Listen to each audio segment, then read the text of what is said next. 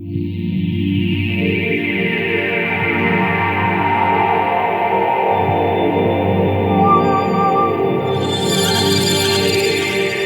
audience. Okay, thank you very much, Mr. Chairman. Greece obviously needs more and better businesses.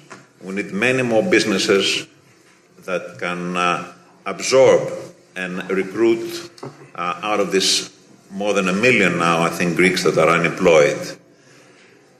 This is the challenge that we have in front of us. And in doing so, I want to do something different from what all the other speakers have done. I want to describe to you what I think the process is of creating a business. And because I see many young people in this room, and I think many young people who probably aspire to become entrepreneurs and business people, and I want to encourage all of them to go in that direction, because we need every single one who will dare and move forward. Now, entrepreneurs perceive usually needs that others don't. They see change when others don't. They understand the markets differently. And in that sense, they see opportunities to be exploited. There are different phases as you look at these opportunities. The first phase, I would call it the flirtation phase, where people fall in love with their idea, with their product, with that market. And what do they do? And I had the pleasure yesterday to be driving up to Delphi with somebody who's very much in that stage. They do nothing else but talk about this idea of theirs, their love for what they're going to do. And actually what they're doing is they are selling. They're selling this idea, and they're testing. They're testing each and every one to see how does he react to this idea. Is this a good idea? Isn't it a good idea? Will it be successful? You know, what should I know? What should I do differently? But actually, more than anything else, they're selling this idea to themselves. And they're building a certain energy level and a commitment which is absolutely necessary before you sign the first check. And this is the moment of truth, is when you undertake a major commitment, when you take the risk and there's no return. There's the moment where you stop now talking and things have to start happening for this idea to be successful. And that energy level and that commitment is what will probably, will determine the success of the project, more than anything else. The first thing, of course, is to, if it's a product, is produce. Everybody, they'll hire the people necessary, which is another commitment and a risk, to help them produce. And as soon as they have the first product, the next important thing is to sell. Produce and sell. Satisfy a need, satisfy a customer, get the customer in. You know, nobody cares about profit at this point. And profit is really not what drives entrepreneurship. Profit should be the result. And it's not, people don't go into business because they want to make a profit. Of course, profit is necessary. We need profit because profit is what feeds the business and makes it, financially sound and will give the blood necessary for this thing to grow. It will feed the business. But in the beginning, that's not what drives business. I have never seen an entrepreneur who talks about, before he even starts, about how much money and how money drives him. That's not, if you look carefully, that's not what drives them. There are other things that drive the process, and it is the pleasure and the satisfaction of creation. And now, this is a critical issue here. I have come across too many people in this country who basically, when you ask them, why aren't you starting a business? They say, oh, I'm not creative enough. Now, what the hell is happening? I mean, I've been for many years very concerned with that kind of reaction. Because I think that all of us are creative. We're all born creative. And there are moments we're more creative and other moments we're less creative. But think how creative, for example, Greeks are when they go out to a nightclub. How they express their creativity in the way they dance and they sing. Aren't they creative at that moment? Absolutely. They express their feelings. Everything is coming out of their body at that time. So when we are born, kids, they're very creative. They paint things, they see things, they dream of things.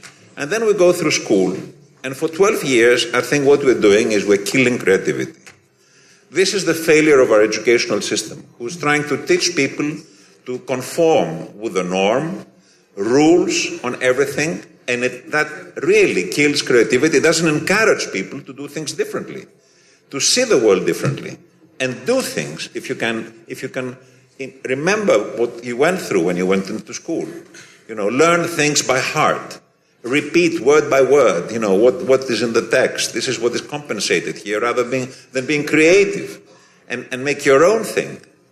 So I believe one of the problems in this country that obviously has to be addressed is our education system, because that really kills creativity. And that creativity we need not only for people to create businesses, because entrepreneurship is not only what drives businesses, and it's also an attitude in life. Entrepreneurship is just as much needed in government, I would say. Is needed almost everywhere, in the family, in the way you approach life. Managing change, trying to see things from a different angle, try to do something new, to adapt to the realities and the challenges of today, and do the best out of it, and get the pleasure out of succeeding, in doing so. So one of the organizations which has now served that need and that purpose, and I wanted to mention here, is Junior Achievement. This is an organization that started almost 100 years ago in the US. It's now in more than 100 years, and in Greece now since more than 10 years. And last year, in Greece, more than 1,700 kids created companies in their schools. And they were competing in a competition to select the best company created by school kids. It's amazing, the creativity of these kids. And I have been on the panel several times trying to judge which one is the best one, which should represent Greece in the pan-European competition and then in the global competition. And it's very, very difficult, because a lot of these ideas are fantastic. And you see those kids, they develop roles. There's a sales manager, and there's a finance manager, and there's a personnel manager, and a production manager, and they have prototypes of their products. And sometimes they even raise money from their families and their friends, which of course in the end of the year they have to give back, because, mind you, tax-wise, these companies are liquidated in the end of the school term. But in the process, they really get close to entrepreneurship, and a lot of them, when you listen to them and you talk to them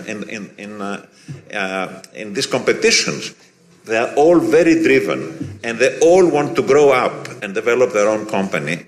Probably some of them won't, but at least I'm sure that we're putting some good seeds there. And finally, let me say that there is a study every year that is being done by the Foundation of Economic and Industrial Research, EOV, in Greece, that measures the entrepreneurship and what's happening in Greece. And we have good news here, because entrepreneurship in Greece is growing. Last year, the last study was published only a week ago, 10 days, the results. Entrepreneurship in Greece is growing. And what is also coming down is a positive news is the failures, the companies that are closing, that stop being in business. So both things are we are in the right trend. Less failures, more successes, more new companies are being created. What is the problem? The problem is that a lot of these companies are still created because of the necessity to find a solution to the economic crisis. And it's not driven by opportunity. It's not driven predominantly by people who, as I described earlier on, perceived a need, a new product, a new idea, and they were launching themselves in. So, unfortunately, a lot of this entrepreneurship is very, I would say, shallow. It addresses consumer needs like cafeterias, dry cleaners, maybe garages, nail shops or hairdressers. This kind of entrepreneurship is, of course, also an entrepreneurship which we cannot necessarily neglect, that these are also businesses and they can be very successful, and sometimes they will employ some people more than the family members. But what we really need is more of the other kind of entrepreneurship. This country needs more entrepreneurs that have a dream and an idea, like the next speaker would, I think, will probably address. Sure. And build on that idea and do something great.